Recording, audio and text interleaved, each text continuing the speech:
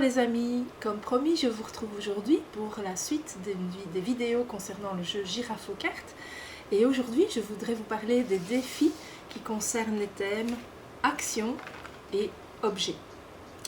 2 thèmes donc parmi les 8 thèmes proposés dans le jeu. Alors plusieurs personnes au début, quand je commençais à développer ce jeu, m'ont dit mais pourquoi avoir, quand on jette le dé, parfois devoir trouver par exemple un objet par B? C'est facile, c'est trop facile. Et en quoi est-ce qu'il y a un lien avec la CNV? C'est vrai que trouver un objet par B et dire ballon ou boule de pétanque, c'est vrai que ça ne fait pas très CNV dans un premier temps.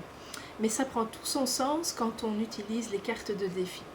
Ça prend déjà tout son sens aussi, en tout cas je l'ai conçu pour ça, dans le jeu lui-même, quand on est avec les cartes Giraspeed et que le but est de trouver le plus vite possible un mot, c'est que ça peut être difficile et lassant pour certaines personnes qui commencent leur apprentissage en CNV, et je dois dire, même quand on est déjà bien avancé, moi j'aime bien l'intensité et quelque part, mais par moments, trouver une émotion, un besoin, un faux sentiment, une sensation physique, ça peut être parfois ardu pour certaines personnes. Okay, et donc, le fait de devoir trouver des mots beaucoup plus simples, comme notamment les actions et les objets, ça amène de la légèreté dans le jeu. Donc, dans un premier temps, il y a cet aspect-là.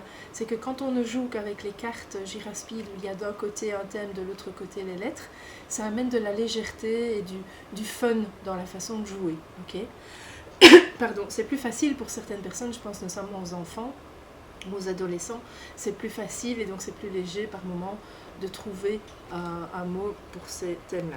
Alors, là où ça prend par contre beaucoup plus de sens et on rentre dans la profondeur de ces thèmes-là, c'est avec les défis. Alors, comme pour les émotions, il y a des défis qui sont relativement similaires, qu'il s'agisse d'une action ou d'un objet. Je vous les fais découvrir, nous les découvrons ensemble. Enfin, plutôt, moi je les connais, mais je vous les fais découvrir.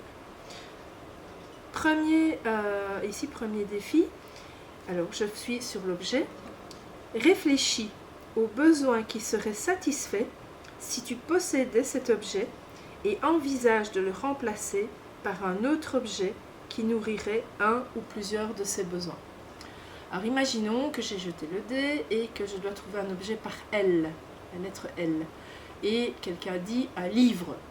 Okay, donc l'objet est un livre. Ici la question c'est: si je possédais cet objet, donc si j'avais un livre, alors on pourrait préciser, on pourrait être plus précis et dire c'est par exemple un roman de Ken Follett. Voilà, moi je suis une grande admiratrice, j'adore Ken Follett, j'ai lu tous ses romans, certains plusieurs fois. Et donc un roman de Ken Follett, notamment mon préféré, Les Piliers de la Terre. Voilà, comme ça on est très précis. Donc je rappelle, quand on est dans l'objet, l'action, on passe du besoin qui est abstrait à ici quelque chose de très concret. Donc plus vous êtes précis, plus vous êtes concret. Donc ici je parle du roman de Ken Follett intitulé Les Piliers de la Terre. Donc si j'ai cet objet, quel besoin serait satisfait? Alors je l'ai et je le lis. Je vais aller plus loin, je le lis. Alors mes besoins, moi, il y a un besoin de découverte. D'ailleurs, quand je l'ai lu la première fois, j'ai vraiment découvert beaucoup de choses. Un besoin de découverte, un besoin de détente, un immense besoin en ce qui me concerne d'apprentissage, un besoin de calme, okay, de manière générale avec les livres. Voilà, alors je reste là, je pourrais allonger la liste. Et envisage de le remplacer par un autre objet qui nourrirait un ou plusieurs de ces besoins. Donc qu'est-ce que je pourrais avoir comme autre objet qui nourrirait mon besoin de découverte, mon besoin de calme, mon besoin de détente et mon besoin d'apprentissage? Alors ce qui me vient là tout de suite, ce serait un DVD ou parce qu'on parle d'objets, donc un DVD ou un CD avec un documentaire par exemple soit sur les cathédrales, soit sur autre chose, sur le Moyen-Âge ou sur toute autre thématique. Ça pourrait être un documentaire sur un pays pour faire des voyages, etc. Ou ça pourrait être, ok, vous pouvez trouver plusieurs objets qui correspondraient aux besoins. Je ne vais pas être trop longue parce que sinon, quand j'aurai fait toutes les cartes, il y a 20 minutes qui seront passées. Mais voilà, l'idée, on passe de l'objet où c'est hihihaha, c'était très drôle de trouver, on a eu facile, et là on rentre dans quelque chose de beaucoup plus profond. Quels sont les besoins que cet objet nourrit? Et pour nourrir ces mêmes besoins, comment est-ce que je pourrais remplacer cet objet par un autre objet? Parce que je rappelle, il y a 36 000 façons différentes pour nourrir un besoin. La question est relativement similaire au niveau de l'action. Ici, c'est réfléchis aux besoins que tu nourrirais en accomplissant cette action. Alors, ça pourrait être, je ne sais pas moi, l'action, ça pourrait être courir, okay, faire du jogging. Quels sont les besoins que tu accomplirais en accomplissant cette action? Peut-être de nouveau la détente, le défoulement, la solitude, si je cours seule. Voilà 3, ok. Et propose une action alternative qui nourrirait un ou plusieurs de ces besoins. Donc, qu'est-ce que je pourrais faire d'autre que courir pour nourrir mes besoins de détente, de défoulement et de solitude? Alors, on peut prendre aussi chacun de ces besoins séparément. Pour la détente, eh bien, je peux lire, je peux aller à la piscine. Là, ça nourrit peut-être aussi mon besoin de défoulement. Ok, soyez créatifs. Je ne vais pas aller plus loin, mais le but, c'est de voir toutes les actions qui peuvent nourrir un même besoin.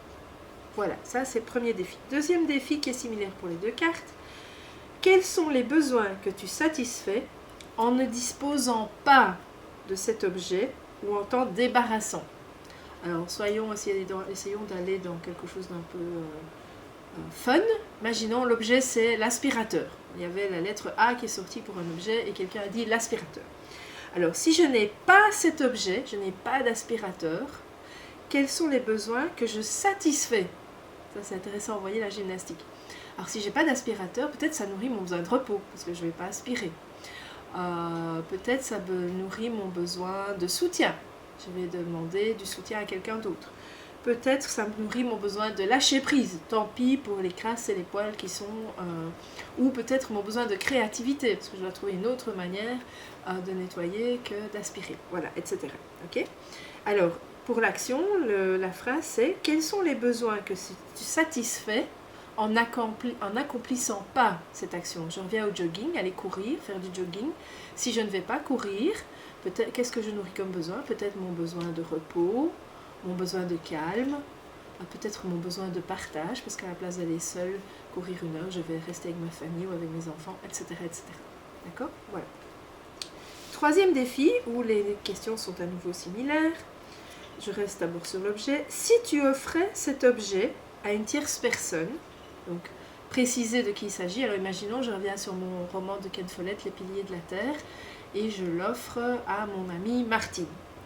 Alors, quel besoin cela nourrirait-il pour cette personne? Alors j'imagine, qu'est-ce que ça va nourrir pour elle?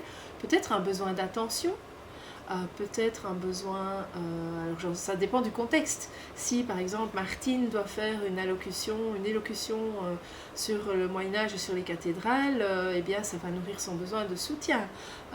Si elle veut juste découvrir l'auteur, ça va nourrir son besoin de découverte, etc., etc. Ça peut nourrir aussi un besoin de partage. Elle va nourrir son besoin de partage avec moi. On pourra discuter après du bouquin. Alors pour l'action, la question similaire c'est lorsque tu accomplis cette action, quels sont les besoins que tu penses satisfaire pour une tierce personne? Et ici encore, il faut préciser de qui il s'agit. Alors je reviens sur je vais faire du jogging seul. Et j'imagine, là ça dépend de votre contexte, que je vis en famille avec un compagnon et éventuellement des enfants. Quels sont les besoins que je satisfais, que je contribue à satisfaire pour les personnes qui restent à la maison pendant que je vais courir? Peut-être elles ont un besoin de paix. Vous ne savez pas? Peut-être un besoin de calme, de tranquillité. Peut-être un besoin, je ne sais pas moi, de contribuer au bien-être des autres. Elles savent qu'en me laissant aller courir, ça me fait plaisir et donc ça nourrit leur besoin de contribuer. Vous voyez, la gymnastique de nouveau, de passer de l'action, de l'objet au besoin. Et voilà, alors, carte suivante. Ici, chaque participant nomme un besoin qu'il satisfait en détenant ou en utilisant cet objet. Alors ça, c'est une question qui va d'office... à laquelle on va d'office répondre en groupe. Donc ça veut dire qu'à la fin, la carte elle ira dans le pot commun. Vous vous souvenez, il y a un pot commun quand on joue à Girafe aux cartes, et quand on répond à une question en groupe, la carte va dans le pot commun. Donc, chaque participant nomme un besoin qu'il satisfait en détenant ou en utilisant cet objet. On va peut-être prendre un peu plus simple que le livre de Ken Follett, on va prendre l'aspirateur. Revenons à l'aspirateur. Y a-t-il des différences entre les personnes? Alors, il y a des personnes qui vont vous dire je nourris un besoin d'hygiène, une autre va vous dire c'est un besoin de paix et d'harmonie, parce que quand c'est nettoyé, je me sens plus en paix, en harmonie. Une troisième va vous dire ah moi ça nourrit mon besoin de confort, parce que je suis allergique aux poussières, et donc quand j'aspire, etc., etc.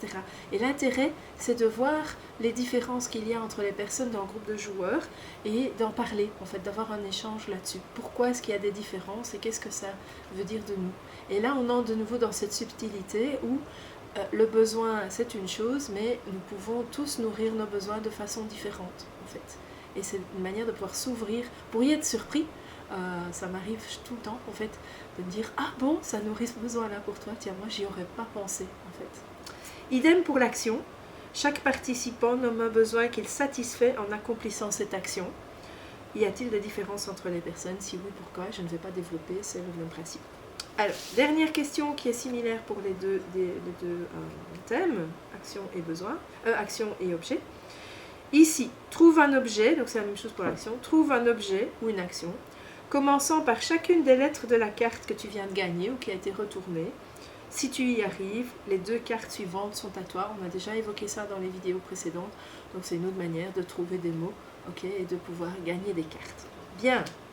Alors, je reviens, il y a 2 défis qui sont propres au thème objet. Le premier, c'est trouve 3 manières farfelues d'utiliser cet objet. Quel besoin serait satisfait en l'utilisant ainsi? Alors, je vais vous laisser être créatif, mais voilà, vous avez un objet, alors ça pourrait être l'aspirateur, ça pourrait être un livre, ça pourrait... je ne vais pas développer parce que je crois que j'ai des images qui me viennent de choses qu'on peut faire avec ces objets-là, mais je me sens pas à l'aise de partager ça, d'être aussi farfelu et fantaisiste avec vous. Je crois que j'ai peur de vous choquer, ou voilà. Je préfère que vous soyez créatif tout seul. Mais voilà, c'est une manière d'amener du fun et de la légèreté de nouveau, et de voir qu'on pourrait s'en servir de manière tout à fait fantaisiste, et par là nourrir des besoins auxquels on n'aurait pas nécessairement pensé, notamment le besoin de fantaisie, le besoin d'humour, de légèreté, voilà, ça peut être rigolo. Alors, dernier défi concernant les objets. Si tu offrais cet objet à une tierce personne, en précisant de quelle personne il s'agit, quel besoin cela nourrirait-il pour toi? Je reviens à ce livre de Ken Follett que j'offre à mon amie Martine. Qu'est-ce que ça nourrirait pour moi comme besoin? Eh bien, peut-être un besoin de contribuer au bien-être de l'autre, un besoin de partage. J'ai envie de partager un livre que j'adore vraiment avec cette personne-là. Peut-être un besoin d'attention, de considération, etc., etc. Ok? Bien, il nous reste 2 cartes, on arrive au bout. Des défis qui sont propres au thème action. Alors, premier, nomme 3 besoins que tu satisfais lorsque tu accomplis cette action. Ça, c'est assez simple. On a découvert une action là par une lettre précise, et le joueur doit nommer 3 besoins qu'il satisfait en accomplissant cette action. Et dernière carte, lorsque j'accomplis cette action, je me sens, et il faut préciser comment vous vous sentez, en vérifiant que les termes proposés se trouvent dans la liste des ressentis qui sont dans les cartes de vocabulaire. Donc c'est tout simple ici, c'est comment est-ce que je me sens quand j'accomplis cette action. Donc si je reviens à aller courir, eh bien comment est-ce que je me sens quand je cours. Alors moi personnellement, j'aime pas faire du jogging du tout, donc les émotions seront plutôt désagréables. Je crois que je vais très vite me sentir, il y aura même une sensation physique, je vais me sentir essoufflée, tiens, ça me vient.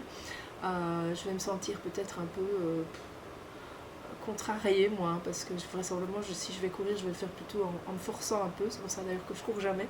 Mais je peux imaginer que certaines personnes vont se sentir détendues, vont se sentir joyeuses, heureuses, etc., etc. Ok? Voilà, bien. Alors, les amis, comme à chaque fois, je vous souhaite un bon amusement, bonne découverte, bonne pratique, parce que vous voyez que l'air de rien, c'est de la pratique intense, ce jeu Girafe aux cartes. Et voilà, pratiquez bien. Alors, je n'avais pas encore dit dans les vidéos précédentes, mais moi, j'aimerais bien des retours. Si vous avez l'occasion, j'aimerais bien que vous reveniez vers moi en me disant voilà, ça s'est passé comme ça, si vous avez des questions, si vous avez des suggestions, notamment des suggestions de défis auxquels je n'ai pas pensé et qui vous viennent pour les différents thèmes. J'aimerais beaucoup que vous me les communiquiez, parce que comme ça je pourrais améliorer, ajouter des cartes au jeu pour les années à venir et le rendre encore plus amusant et encore plus didactique pour pratiquer la CNV. À bientôt, amusez-vous bien.